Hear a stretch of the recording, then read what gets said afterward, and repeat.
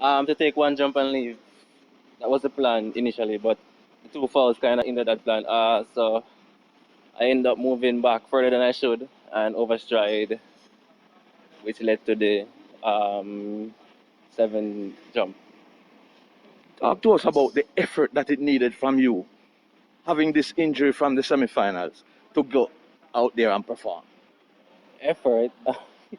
It took a lot, honestly, because after the prelims, I did not sleep non-stop.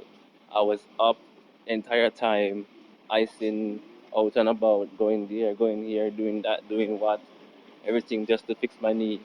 I get, I got a little sleep last night for around 4 hours. Wake up 2 a.m. Back at it again, trying to fix my knee.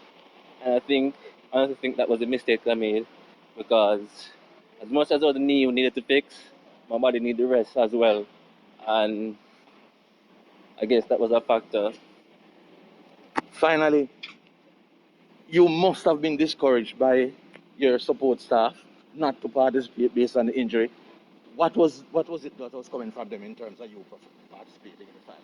With support staff, what I mean, Coaches, trainers, medics, everybody. I'm not disappointed in anyone.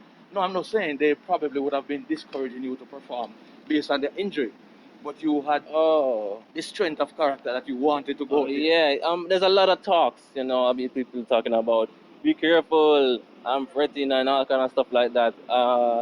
Some people say, yeah, young, you have next year. Don't go drum. Don't do that. Don't do this. It was annoying at that point, but I wasn't discouraged honestly because I had a goal. Didn't make that goal, but I can't complain. That's just part of the game. So I won't let this hold me down because at the end of the day, I'm still the world champion, and I still can jump as far as I can. Just once the knee is okay, then I'm okay.